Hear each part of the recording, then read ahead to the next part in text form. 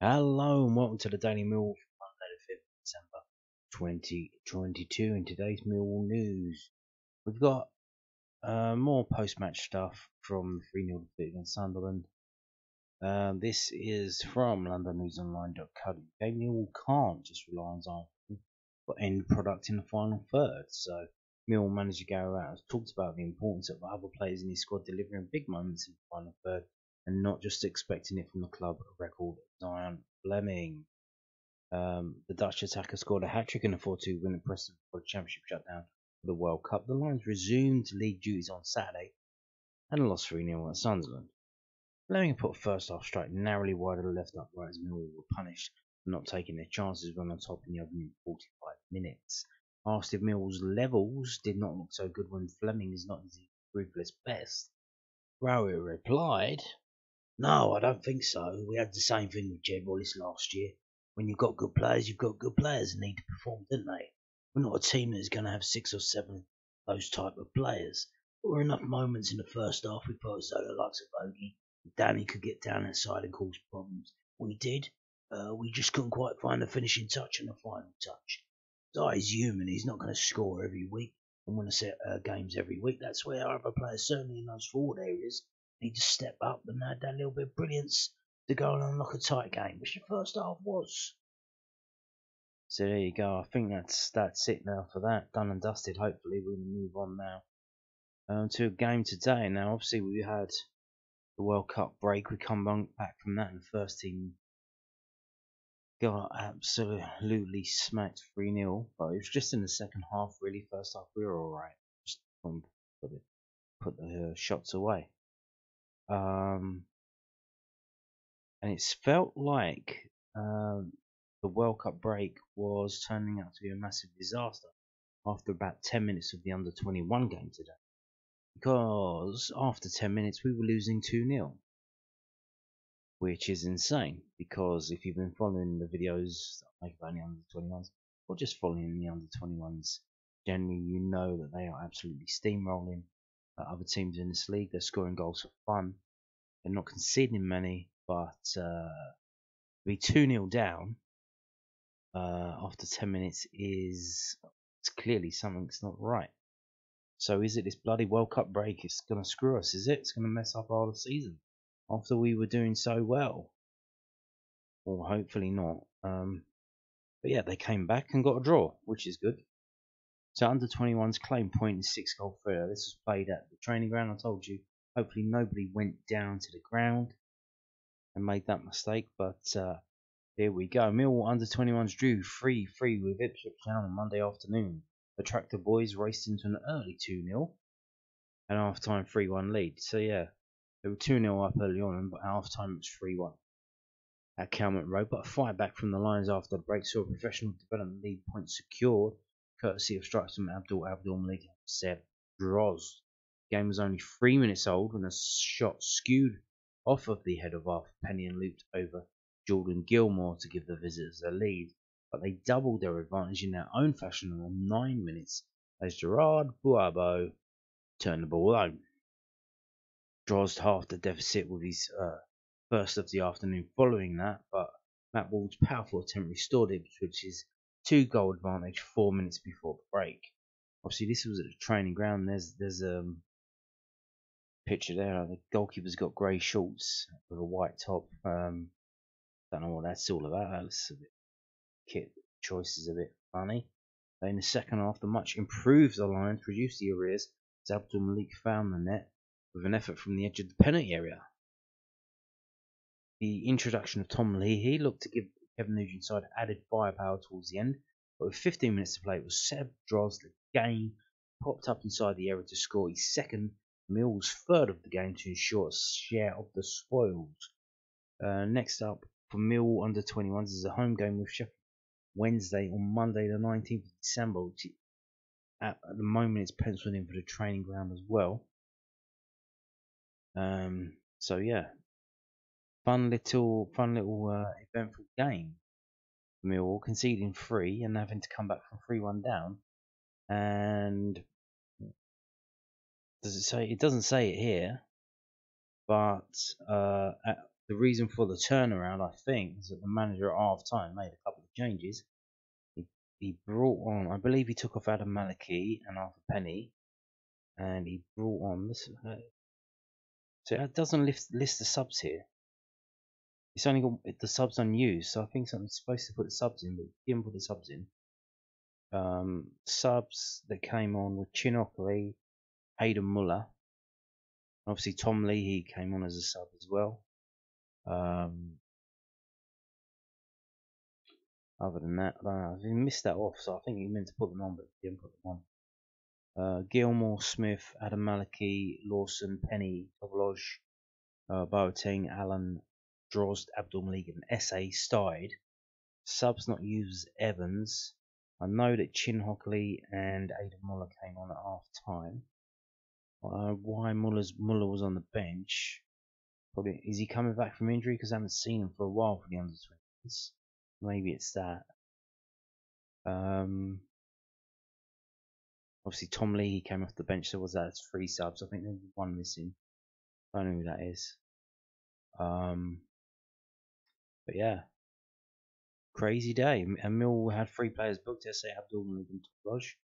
And insane stuff. Droz got 2, and Abdul Malik got 1 game.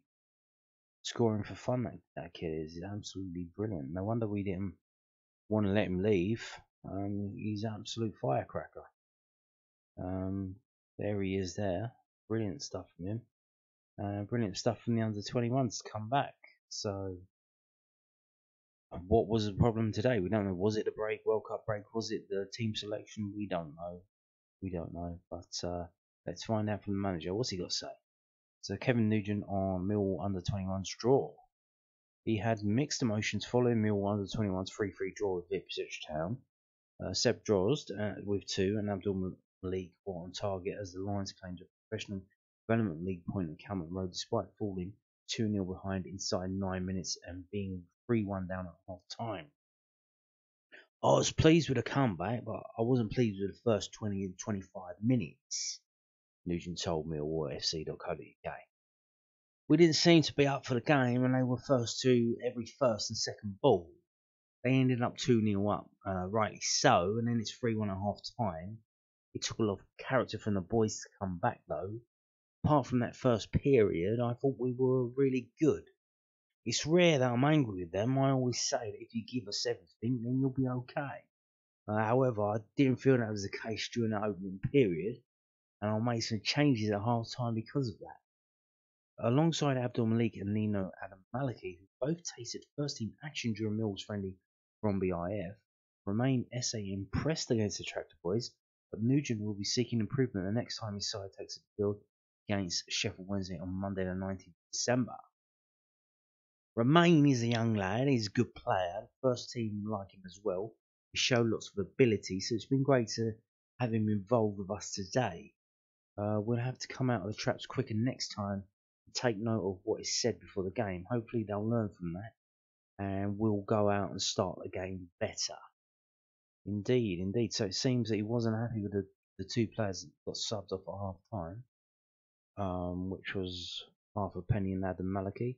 So in terms of Adam Maliki, maybe in the involvement of the first team, he did clear a chance off the line, so he was involved in some vital action for the first team in that game against Bromby. Hopefully his head's not got a bit big-headed just for that little bit of involvement in the first team. Hopefully that hasn't affected him. In terms of Romain Esse, well, that next game against Sheffield Wednesday on Monday the 19th of December is, of course, 2 days after the under-18s, which Romain Esse is, and I'm sure he's probably their star man, so he should be playing in that game. Then I'll be playing away at Arsenal at Boreham Wood on Saturday the 17th of December. So I doubt he can play 2 games in 3 days, especially a massive game against Arsenal. Drains a lot out of you, that does, mentally, that kind of thing. Maybe he'll make the bench for the Monday game, who knows. I mean, that's going to be a busy weekend for Millwall. You've got the under-18s playing in a massive game against Arsenal on the 17th, Saturday the 17th. You've got the Mill first team playing away at Luton Sky, 12:30 kickoff, and maybe a bit of a rush back to watch the World Cup final if you think England are gonna get that far. If you're that optimistic, if I was you, I wouldn't be that optimistic because you're only gonna get let down. Que sera, whatever will be, will be. Let's see how it goes. And obviously on the Monday, the under-21s are playing as well, so not often you can get to go and see 3 different age groups of Millwall teams over 3 days. Quite an interesting time to be alive. So there, Kevin Nugent there wasn't happy at half-time, made some changes. Interesting that when you're not happy with how your team's playing during the first half, that you make changes in the half-time. You don't wait until the 66th minute and then make the changes then. Isn't that weird? Because he's probably not going to get better. It's probably only going to get worse. So let's nip it in the bud and make the changes at half time and not wait until the 66th minute. Now, the Loanwatch is obviously a Monday, and there might not be a Loanwatch Monday because we've got the players falling down with injuries. So Millwall Loanwatch goalkeeper injured in National League defeat. This is not good news for Maidstone United, who seem to be having a mini revival which may or may not be linked to the appearance of Ryan Sanford in their goalmouth. So the Lions might not have a single loanee in action next weekend, depending on Ryan Sanford's injury. Millwall loanee Ryan Sanford picked up a shoulder injury in Maidstone United's 3-1 defeat to Woking. The goalkeeper started the match and played the opening 45 minutes, putting in another impressive performance at Elsie side take the lead into the half-time break. Now, if you don't know, I think Woking are something like 4th in the league. Maidstone are just above the relegation zone, having just clawed their way out of it. So for them to be 1-0 up at half-time to Woking was pretty impressive. Here's a tweet after 15 minutes in the game. Ryan Sanford produces a fantastic left-hand save from Greg O'Cox, which looked to be going into the top corner. Not bad. However, after he was substituted for Yusuf Mersin, remember him? He used to be on the books at Millwall. He was I think 16 at the time when Liverpool poached him. And it seems he's been here, there and everywhere, and he's been living off the fact that he's a ex-Liverpool player and hasn't really been any good since.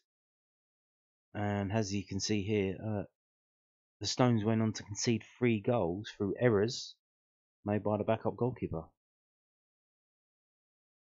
The defeat ends Maidstone United's 3-match unbeaten run, keeps them out of the relegation places despite Torquay United's 1-0 win away at Dagenham and Redbridge. However, the gap has been cut to 3 points ahead of their crucial home match against Altrincham next weekend. Sanford joins fellow Millwall loanee Joe Wright on the sidelines. 21-year-olds are also nursing a shoulder injury that's kept him out of Bath City's National League South fixtures. Yes, so much so that Bath City have actually loaned in another goalkeeper, I believe, or they signed one from out of contract, but they have got a new goalkeeper now. So I don't know what that means for Joe Wright. I think they're probably waiting until the January transfer window when they probably have a sending back clause, because it is a season-long loan, so maybe it's that. And we wait to see. And of course, Alex Mitchell and St Johnson are now less than 2 weeks away from returning to Scottish Premiership action, although the centre-back will miss their clash with Ross County through suspension. Yes, for some reason, the Scottish Premiership, despite them having barely any players at the World Cup, have decided to take a World Cup break. What's that about? Who knows? But there you go. So that was the Loanwatch for this week action. And as we see, if Ryan Sanford doesn't recover from his injury, probably not going to be a Loanwatch next week. And here we have from the LondonNewsOnline.co.uk, for some reason, an injury update ahead of the Wigan game, but on a Monday. So, jumping the gun a bit there, going a bit early with that. I don't know why, but so Benicofobia and Rylander both remain doubts for Millwall ahead of this weekend's home game against Wigan Athletic, with Barnsley loanee Callum Stiles also picking up a nil on Saturday. Striker Afobe has not featured since the 1-0 defeat at Huddersfield at the end of October due to a knee injury which required injection. Versatile Leonard injured his hamstring in mid-August. Winger Tyler Berry was not in the Millwall squad for Saturday's 3-0 reverse at Sunderland. Illness had kept the former AVFC Wimbledon youngster out of training for around 10 days. Yes, I had a bit of an illness, probably the same one that's going around. It kept me out of work for 3 days, so that was not fun.